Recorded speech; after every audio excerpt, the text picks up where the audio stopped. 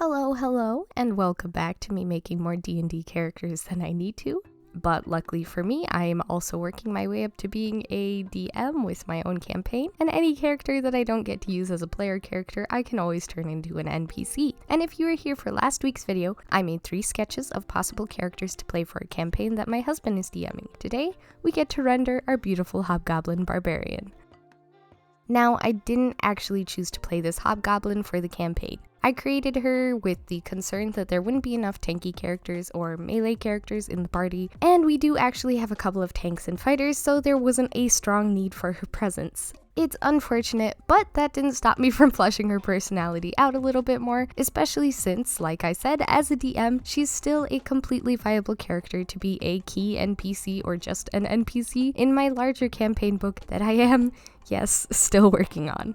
Actually, I have a confession to make. Of the 3 characters that I designed for last week's video, I am playing none of them. The reason for this is because before the character creation process for everyone had even started, I had decided in my mind that I would be a character who would help fill in the gaps or balance the party out. So that meant if my husband wanted a particular story hook to occur and there was no character with a suitable background, I would create a character that had a background with those story hooks. If the party needed a character with more damage, I could be a character who does a lot of damage. When it came to character creation day, what we had was no healer. No bards, no paladins, no rangers, no druids. There were artificers, but they didn't necessarily want to go for healing builds, so I am once again a cleric. Now, before you go on and get all spicy towards my husband or my fellow players in the campaign, or go feeling sorry for me for being a cleric again, I am perfectly happy playing a cleric. I love being a cleric, I love playing support. I get a chance to not only build my ideal cleric sorcerer build, I also get a chance at a redemption arc. To make a long story a little bit shorter, for my first long-term D&D campaign,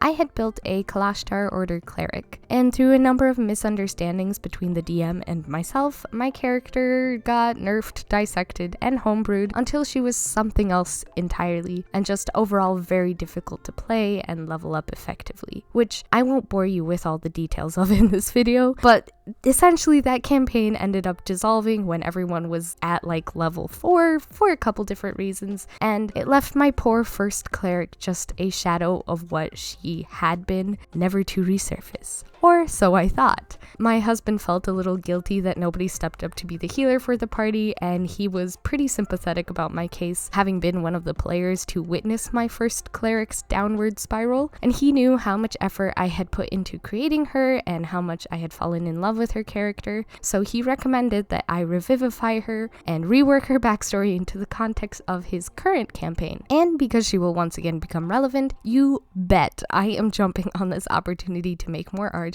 of my favorite character. So expect a much more in-depth video on her sometime in the future.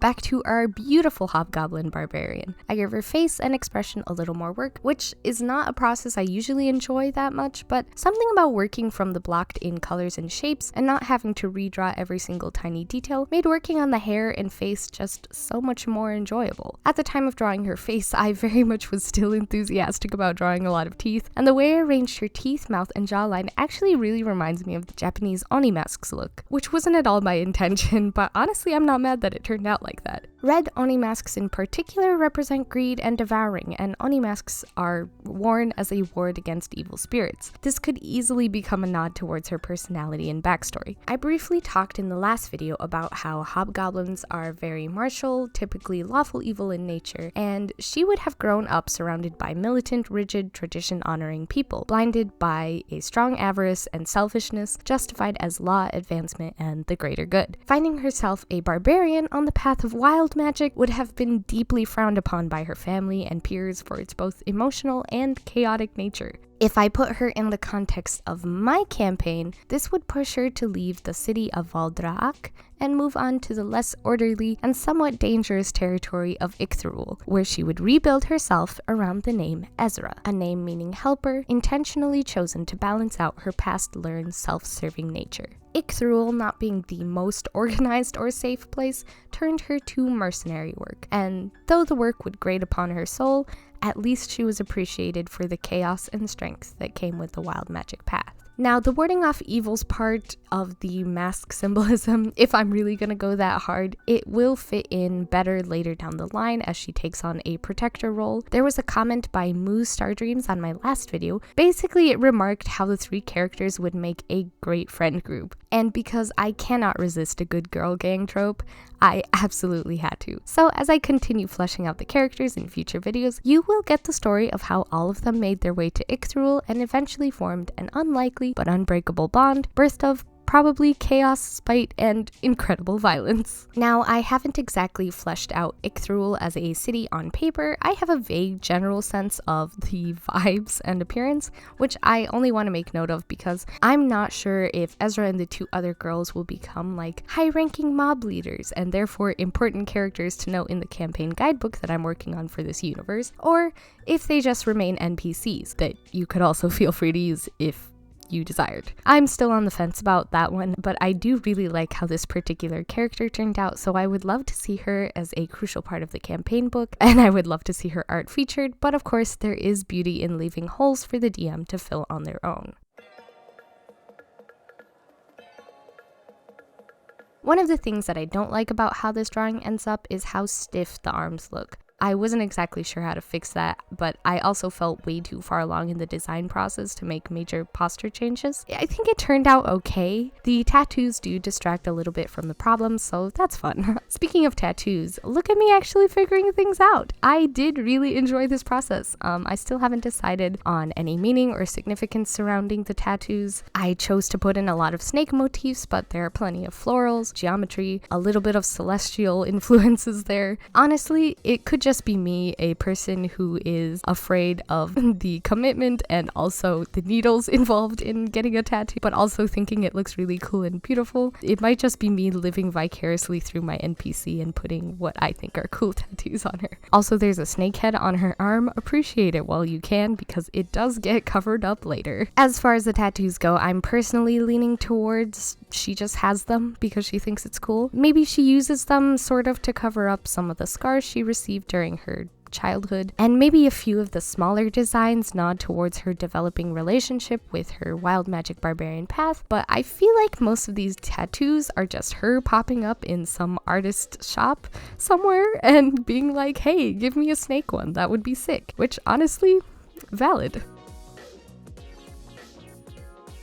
Now, another thing recommended to me by Kuroga Neko was using the MBTI categories to try and help flesh out my characters, which is a great idea. And say what you want about the science and whatnot, whether it has the significance of a diagnosis or a BuzzFeed quiz, to me it's just a fun way to bond with other people and feel like you're getting a deeper understanding of a person without having to disclose a bunch of unresolved issues and your life story. Now, I think I have changed a lot in ideals and understanding over the last 8 years, but no matter how many times I take the test on 16 personalities or how much I feel like I've changed over the years, I have never gotten a test result outside of INFP. Even if the strengths of each of the individual categories of INFP change, I have been INFP for a very, very long time. Although, to be fair, every time I refresh myself and reread the 16 personalities summary of INFP, ooh, she just like me for real. As for our beloved Ezra, I decided to give her an assertive ISFP personality. The strong emphasis on valuing an open mind and new experiences very much aligns with her backstory and also her distaste for rigid tradition in her life. She's independent, competitive, passionate, curious, and even though she is probably more intense and aggressive than the average ISFP that exists in your general day-to-day life, she has a lot of similar core values and it makes for a good foundation on which to really develop her. And it happened while I was too busy talking about the MBTI results, but yeah, there's the snake head that gets covered up by fur or hair that I had already decided would be on her arm. It's not like the snake head is gone, it's just that you'll only see it if she decides to keep up with shaving her arm hair, which is way more work than it's worth. I did not love the way this arm and hand turned out. I wanted her to be in a flexing pose originally, however, I felt her shoulders were too hunched and relaxed to make it feel natural for her to be flexing, so I have her pointing to her head, kind of like, hey, use your brain, come on. But in a way, it also makes her look like she's scratching her head in confusion, and she's not just a stereotypical big dumb barbarian lady, but unfortunately, I was already pretty fed up with this arm and was not about to go through any drastic changes to fix it.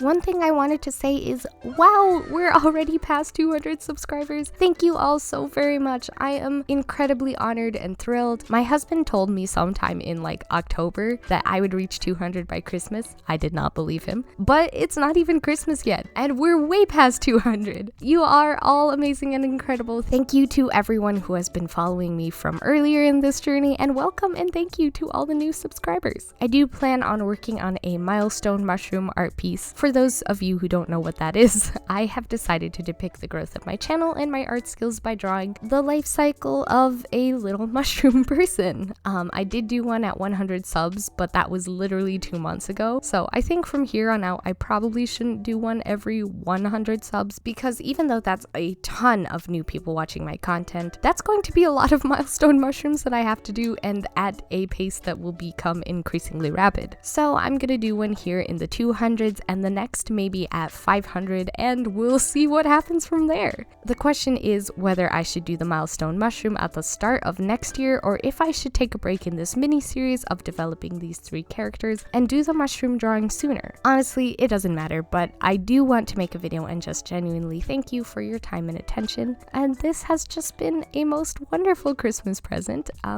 Having your support means so much to me.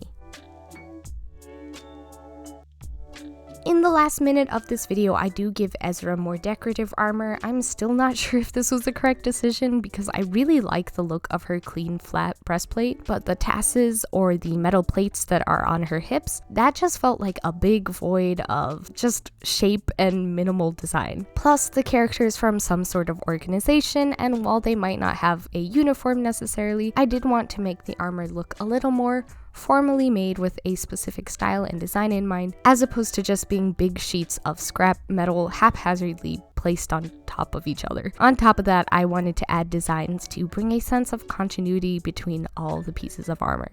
But even with all that pushing and pulling of color and design elements, I can't complain much. Composition and color-wise, I think she looks stunning. I love her character, and I'm just incredibly excited to incorporate her into my own campaign. And here's the final look featuring the before and after. I am taking a liking to this blocking in shapes and colors method. I feel like I'm gonna end up with something in between a fusion of sketching and color blocking at some point, but only time will tell. As I've already said, I don't love the arms, and I'm still on the fence about having added designs to the armor, but overall I think she looks great. I love her as a character, and maybe if she doesn't become an important character in the main campaign, I hope I can feature her art as part of like an enemy stat block or a possible character background somewhere in the book. I think that would be super cool. If you are waiting for an update about my health and lungs, as per last week's video, I'm not at 100%, but I am certainly better than I was. Late last week and early this week were probably the worst of it, and I am definitely on my way up now. I'm doing a much better job of managing my symptoms, and I can feel my lung capacity returning to me. So hopefully there is no permanent damage, or if there is, it's stuff that I can work through on my own. All that being said, thank you so much for your support, subscribing, commenting. Again, I am just so blown away by how positively and quickly my channel has been received by the general public. Half a year ago, I just wanted to share my redrawing of old art, and now I'm trying to figure out how I can manage to fund and distribute an actual formally edited version of my campaign book, which is very far from being finished and even more far away from being published. But your support gives me just a lot of hope and optimism, and seeing other people interested in the things I'm creating and am passionate about really means a lot to me, and not just for like self-esteem, but also in a sense of purpose and meaning in day-to-day life. So as always, thank you, thank you, thank you. And on that happy note, I will conclude today's video. Hopefully I can keep up with things during the holidays. I have a lot planned, a lot that I want to share. Hopefully some more cosplay and sewing stuff in the not so far, but also unfortunately not so near future. But I'm still so excited to share it with you all, and I hope you're all looking forward to it too. I will see you next week with either a character drawing or maybe a mushroom milestone. One of those probably, but who knows? Not me.